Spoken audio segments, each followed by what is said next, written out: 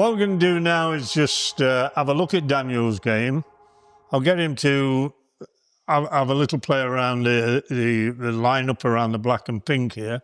And then I want to have a look at a couple of shots which I'll emphasise a point that I want to get through to him. Okay, Daniel, if you just put the balls around here, mate. Yeah. Reds, blacks, reds, pinks, doesn't really matter. Okay.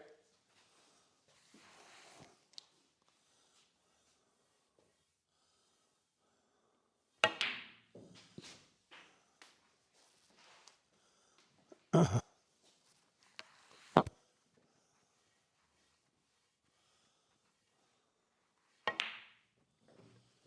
did say pot, didn't you? Doesn't matter. Everybody misses. Go on, Matt.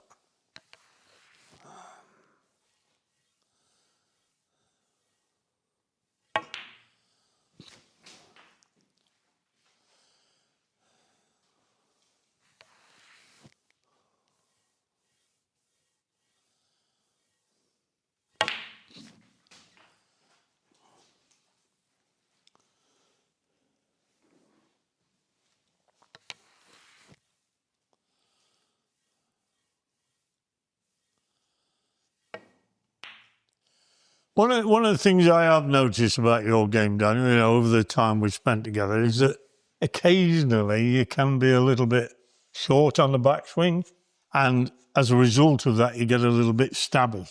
No need for me to tell you. I mean, there's two aspects to the game, isn't it? One is to pot the ball, and the next thing is to get the white ball where you intend to get it. Yeah. Now, if we look at Kyron Wilson as an example, another lad that I've done a lot of work with, Kyron was criticised for his white ball control in his early career. We tried to resolve that, and we'll go through the method we used to do it, and I'll do the same with you up to a point. Just to make the point of potting the ball and finding out where we're going to put this white ball, just for me, if you can just pot that, just do a nice short backswing and just pot and stop and pot the blue for me. Pot and stop with a nice shortish backswing. Right. Shortish backswing and play the ball. Now, you've potted the ball and you've got to say wonderful, over that distance, first shot, potted it. Great stuff. But we want to do a sweeter contact with the white ball. Now, the way to achieve that, for me, Daniel, well, let's go back to the shorter swing. For Daniel to deliver that cue in a straight line consistently, he's not quite letting the cue do the work as I think he should be, okay? So what I would like you to do is just lengthen that backswing and think about the sound the ball is making as you hit it. What the smoothness of the delivery. I want to stop your muscles doing the work, and I want this piece of wood to do the work. So this time, play the same shot, pot and stop, but with a nice long backswing. Away you go. Nice, smooth. Nice long backswing. Right. Good. Beautiful, all right? Now, we've missed the ball there, which I have no problem with the miss, because, as I said, when you change anything, you have to go backwards at a time. Now, just cue alongside the white for me with a nice long backswing. Alongside, that's it, and stop on the backswing for me. Oops, tripping up now. Stop on the backswing. Now, what I'm going to try and do here, take the cue out of your hand, right? That's a little bit on the tense side, yeah? Try and relax this hand a little bit more. Now, it was nice and firm. You stand up for me, you're all right. Yeah. Nice and firm when you did your short backswing, potted the ball. It was lovely. But we want to improve that white ball control. And for me, to do that, we need to let that cue do the work and the contact with the white just a little bit sweeter. If we go to the best player in the world with Ronnie, I've studied Ronnie's game for a long time. And it doesn't hit the ball. He sort of caresses it, you know? That's the feeling I'm after for you. Nice long swing, relax in the right hand, and away you go.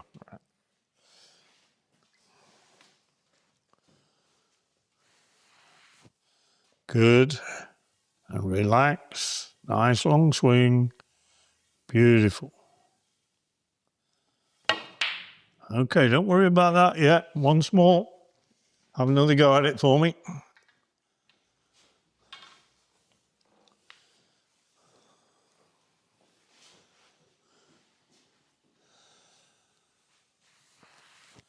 That's nice. Yeah, centre ball. Good. Smoothly. There we go. Now, the first time, Daniel, you did it with your short swing, yes, you potted the ball. Yeah, but it was a little bit of stabby. You were concentrating on that acceleration through the ball. All those points are good, right? But we want to improve that white ball. And the way you do that for me is to let that cue do the work. Well done, mate. Just requires a bit more work, yeah? Yeah, Good of stuff. course, yeah. Moving on to individual practice, Daniel. I don't want you to get confused or the viewers to be confused. I'm advocating a long backswing here, right? Particularly on the shot where you're playing a long straight blue and trying to do something with the cue ball. That does not mean that if you're playing this shot, as an example there, you're playing that shot and all you're going to do is pot the red and trickle through here to the black. I do not mean that you've got a long backswing coming back to here. That is absolutely stupid, right? If I can just change my glasses, please, Daniel.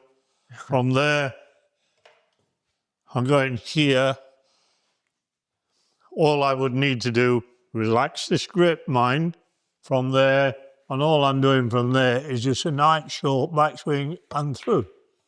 Right? There's no need to have this really long backswing. All I'm encouraging you to do is think longer rather than shorter.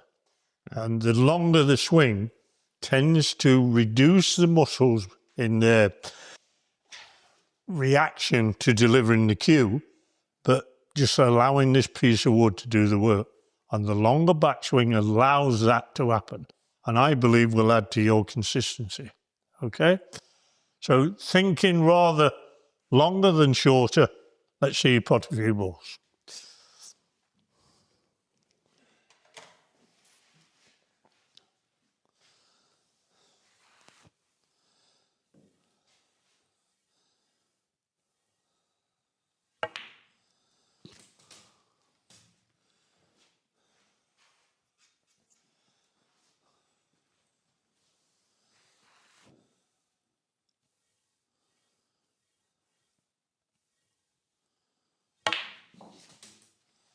Beautiful. Now you see there, a longer backswing there helps you with that shot, and it was a lot longer backswing than when you played the first shot. That's how the game works. All I'm asking you to do is think longer rather than shorter. Beautiful. Very nice.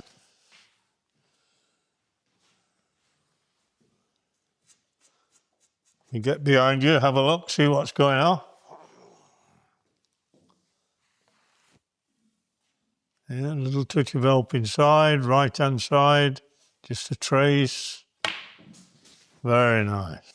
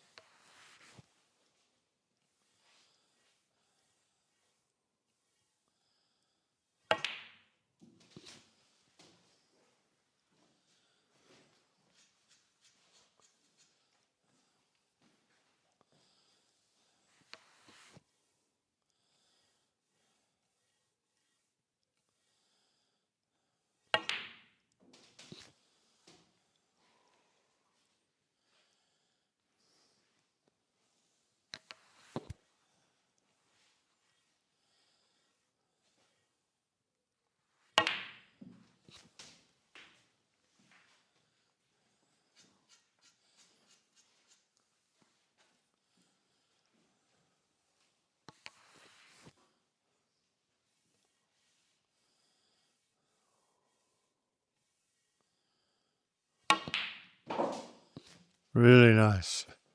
Lengthening that swing nicely on when you need a little bit more power. That's good stuff.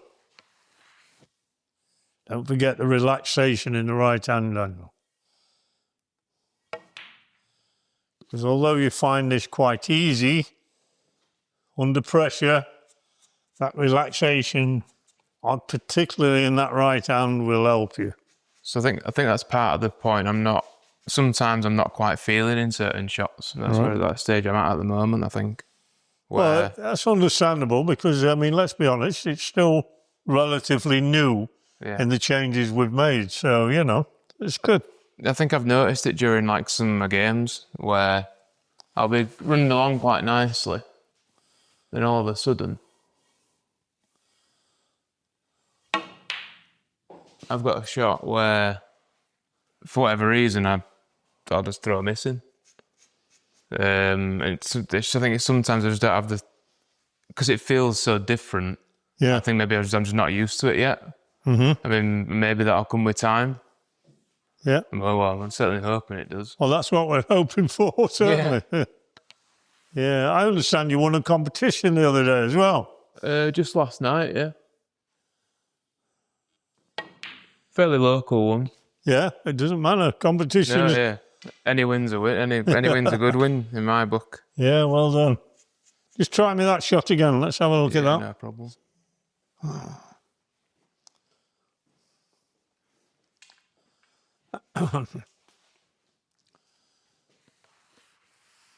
Yeah, a little trace of left. Good.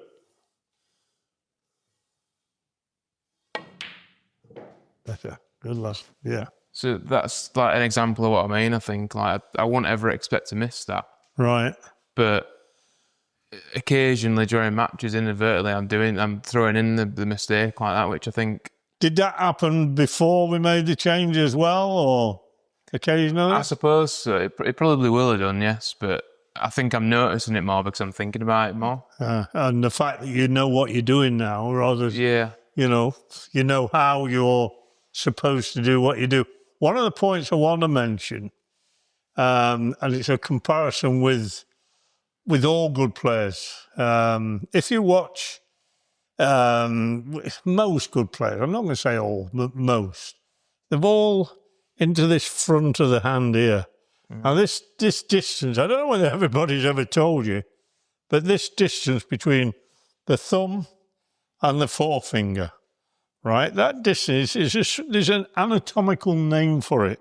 It's called the pearly cue, all right?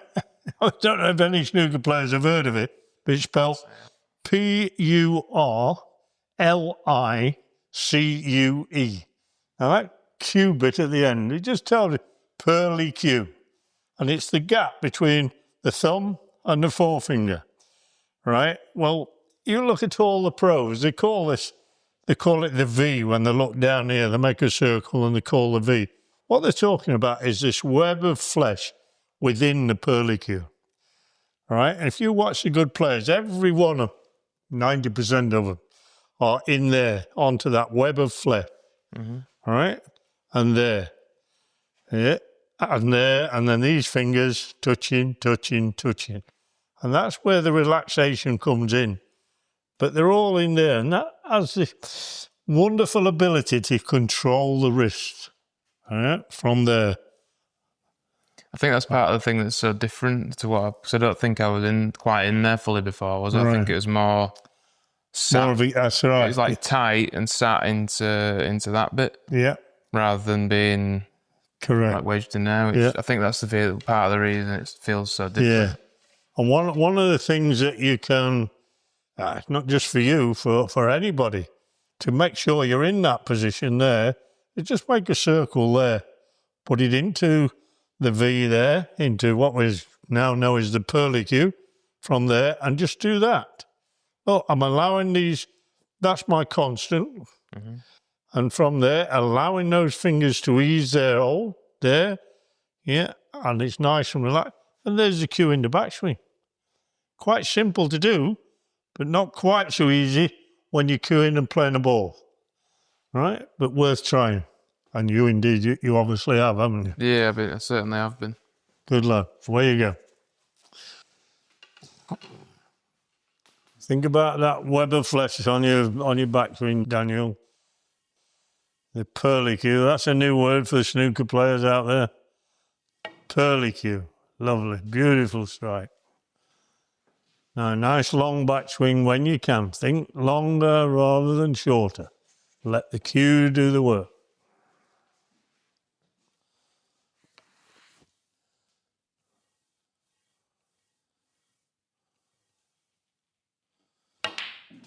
I love that pre-shot routine you've worked out, Daniel. It's lovely. Always the same. Becoming slightly robotic. Lovely.